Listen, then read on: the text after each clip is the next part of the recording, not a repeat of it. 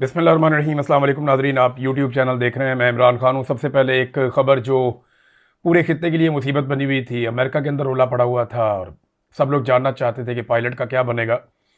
तो वो जो पायलट अमेरिका का मिसिंग था, इस मामले में अमेरिकन दावे सामने आ रहे हैं और कुछ और बैनुल अक़वामी दावे भी हैं जो ये कह रहे हैं कि अमेरिका ने रेस्क्यू ऑपरेशन में अपने पायलट को ढूंढ लिया। ना सिर्फ ढूंढ लिया बल्कि वो अपने पायलट को लेकर निकल गए। ये अगर अमेरिकी दावा सच है, क्योंकि देखें ईरान दूसरी तरफ ये कह रहा है कि वो नाकाम ऑपरेशन था और उसमें कुछ अमेरिका को मिला नहीं और अमेरिकन अपने ही हेलीकॉप्टर तबाह होते रहे, उनके अपने तैयारे तबाह होते रहे और ये ऐसी कामयाबी कोई अमेरिका को नहीं मिली। ये ईरान का दावा है, लेकिन अमेरिकन ने बड़ा लंबा ऑपरेशन किया है। अगर ये ऑपरेशन कामयाब हुआ है तो ये एक तारीखी नौइयत का ऑपरेशन था कि ईरान के बीच में एक अपने पायलट को ढूंढने के लिए अमेरिकन एयरफोर्स ने, उसके मरीन्स ने, उसके कमांडोज ने बड़ा शानदार एक ऑपरेशन किया है। फ्यूचर में आप देखिएगा इसके ऊपर हॉलीवुड की फिल्में बनेंगी। वजह यह है कि अमेरिकन अपनी प्रोजेक्शन करते हैं अपनी मिलिट्री की और इस किस्म के ऑपरेशंस की, जैसा कि उनकी बहुत सारी मूवीज़ हैं। ब्लैक हॉक डाउन एक उनका एक इंसिडेंट है, उसके ऊपर उन्होंने मूवी बनाई। बहुत सारे और वाकयात पे अमेरिकन अपनी मूवीज़ बनाते रहते हैं। उसामा बिन लादेन के साथ जैसे हुआ, उसके ऊपर पूरी डॉक्यूमेंट्री बनाई गई। तो पाकिस्तान के अंदर भी इन्होंने एक ऑपरेशन किया था अमेरिकन ने, डीप इनसाइड पाकिस्तान, ये काकूल मिलिट्री एकेडमी के करीब एबटाबाद में।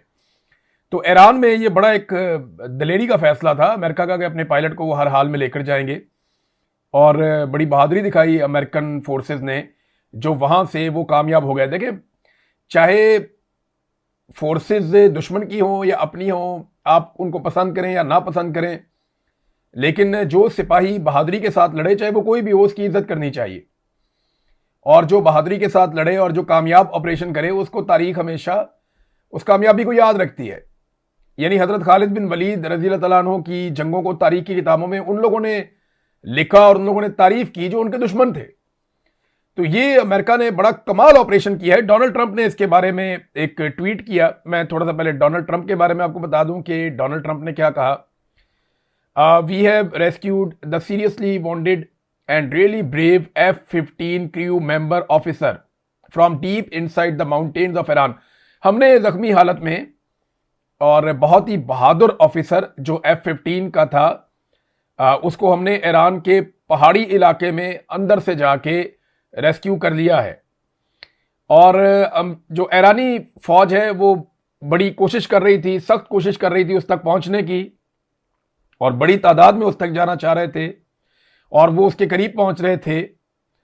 और ये बहुत ही इज़ हाईली रिस्पेक्टेड कर्नल, वो बड़ा काबिल एहतराम कर्नल है। उसके बाद फिर उन्होंने कहा जी कि ये बहुत शानदार किस्म की रेड थी और बहुत ख़तरनाक ये एक मिशन था और सामान और फौजी ये सारे इसके अंदर शामिल थे। वो कह रहे जी हम एक के बाद दूसरी कोशिश कर रहे थे, हमने पायलट को रेस्क्यू कर लिया दिन की रोशनी में। ये एक आम वाकया नहीं है और हमने 7 घंटे गुजारे ईरान के अंदर इस ऑपरेशन में। ये बड़ा अमेजिंग था, show of bravery and talent by all. फिर उसने कहा जी मैं एक न्यूज़ कॉन्फ्रेंस करूंगा इस हवाले से, डोनाल्ड ट्रंप ने कहा, पीर वाले दिन ओवल ऑफिस में, और मैं इन ऑफिसर्स के साथ करूंगा। God bless our great military warriors. ये ऑपरेशन के बारे में जो दीगर इतलात आ रही है ना, वो भी बड़ी हैरान कुन है। जो फैक्ट्स हैं वो मैं आपको बताता हूं। पहले तो इसमें एक F-15 तैयारा तबाह होता है, उसका एक पायलट मिसिंग हो जाता है। उसको ढूंढने के लिए मिशन शुरू होता है, हेलीकॉप्टर्स जाते हैं और 2 हेलीकॉप्टर डैमेज हो जाते हैं। अच्छा, रेस्क्यू मिशन चल रहा था, इन्होंने पायलट अपना ढूंढ लिया, उसको रेस्क्यू कर दिया, लेकिन अनाउंस नहीं कर रहा था अमेरिका, इस डर से कि अगर वो अनाउंस करेगा तो फिर कोई और सूरत पैदा हो जाएगी और पहले निकालना जरूरी है। तो चारों तरफ से उन्हें खतरा भी था और वो हेलीकॉप्टर उन्होंने एक एरिया के अंदर उतारे, डैमेज हेलीकॉप्टर थे, और फिर उसके बाद मजीद इमदाद मंगवाई गई पीछे से ताकि सारे के सारे क्रू को उठा के वहां से रेस्क्यू किया जा सके। और फिर अपने वो दोनों हेलीकॉप्टर भी अमेरिका ने तबाह कर दिए। वो जो हेलीकॉप्टर वहां पे उतारते, जैसे आपको याद होगा एबटाबाद में इनका एक हेलीकॉप्टर डैमेज हो गया था, तो उस हेलीकॉप्टर को अमेरिका ने खुद ही तबाह कर दिया था ताकि पाकिस्तान के हाथ कुछ भी ना लगे। इनकी टेक्नोलॉजी बहुत अच्छी होती है ना, तो ये नहीं चाहते कि इनकी टेक्नोलॉजी को कोई कॉपी करे। लिहाजा वो तबाह कर देते हैं। तो इस तरह जो है HH-60 हेलीकॉप्टर जो है 2 वो भी डैमेज कर दिए गए, फिर बाद में उन्होंने उनको खुद ही तबाह कर दिया। फिर C-130 जो है वो 2 जो है वो डिस्ट्रॉय हुए इसके अंदर। फिर एक जो है A-10 थंडरबोल्ट 2 वो भी डिस्ट्रॉय हुआ इसके अंदर इस ऑपरेशन में। एक जो है MH-6 लिटिल बर्ड वो भी इसके अंदर तबाह हो गया इस ऑपरेशन में। एक या 2 MQ-9 रीपर्स ये भी इसमें तबाह हुए इस ऑपरेशन के अंदर।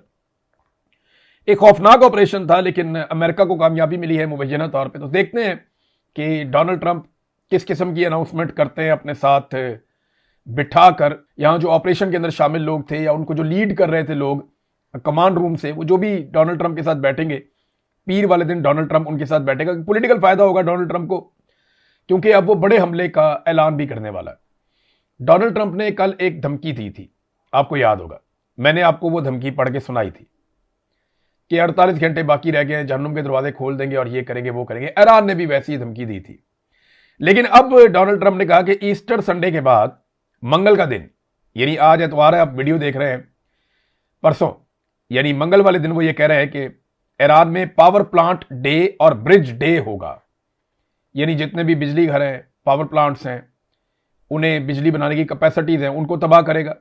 और ब्रिज डे यानी जो पुल हैं ईरान के मुख्तलिफ इलाकों को आपस में जोड़ते हैं, उनको तबाह किया जाएगा अमेरिका की जानिब से।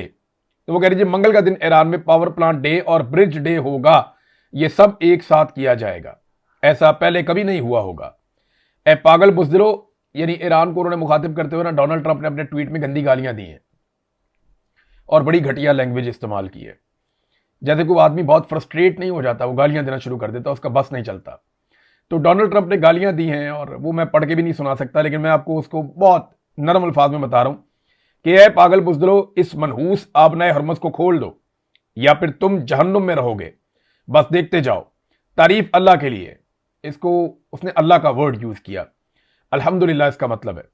तो गंदी गालियां इस्तेमाल की हैं डोनाल्ड ट्रंप ने इसी ट्वीट के अंदर, और इख्तिताम में अल्लाह का शुक्र भी अदा कर दिया है। तो अब देखते हैं कि डोनाल्ड ट्रंप कितने जहन्नुम के दरवाजे खोलता है और उसके बदले में ईरान क्या करता है। पाकिस्तान के लिए नाजरीन, यूएई की जानिब से मुश्किलात वाकई बहुत बढ़ना शुरू हो गई। हमारे 2 मिलियन से ज्यादा लोग यूएई में रहते हैं, ये बहुत बड़ी तादाद है पाकिस्तानियों की। पाकिस्तानी पाकिस्तान से बाहर जिस मुल्क में सबसे ज्यादा रहते हैं वो है सऊदी अरब, जहां सबसे ज्यादा काम करने जाते हैं। फिर उसके बाद यूएई है, फिर बाकी ममालिक हैं। यूरोप में बहुत बड़ी तादाद में रहते हैं, बरतानिया में बड़ी तादाद है पाकिस्तानियों की। तो यूएई ने पीएसएल से अपने खिलाड़ी वापस बुलवा लिए। ये बड़ा एक्सट्रीम स्टेप होता है कि आप अपने खिलाड़ियों को कहें वापस आ जाओ, इस मुल्क में आपने नहीं रुकना। ये रिपोर्ट हो रहा है मीडिया के ऊपर, तस्दीक इसकी यूएई की गवर्नमेंट कर सकती है या पाकिस्तानी गवर्नमेंट कर सकती है। लेकिन खबर यह दी गई कि यूएई ने पाकिस्तान सुपर लीग से अपने खिलाड़ी वापस बुला लिए हैं। और बहुत सारे लोग यूएई से वीडियो बना बनाकर ये बता रहे हैं और अपने अजीज़ो अकारब को टेलीफोन करके ये बता रहे हैं कि हमें यूएई की गवर्नमेंट डिपोर्ट करने जा रही है।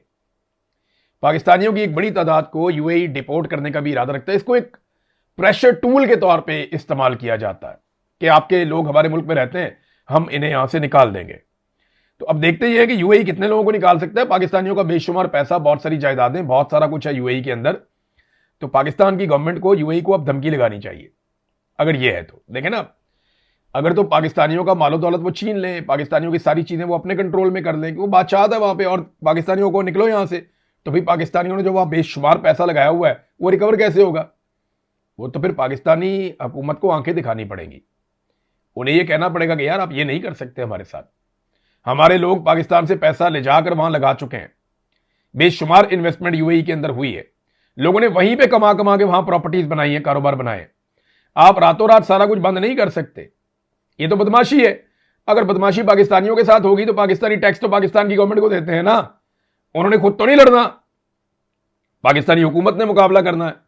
तो पाकिस्तानी हुकूमत जो है उसको अब कोई इसके ऊपर स्टेप लेना पड़ेगा। ये मामला यहां तक गया कैसे, देखें थोड़े दिन पहले की मैं आपको एक वीडियो है वो दिखाता हूं। ये मैंने निकाली इस मौके के लिए वीडियो।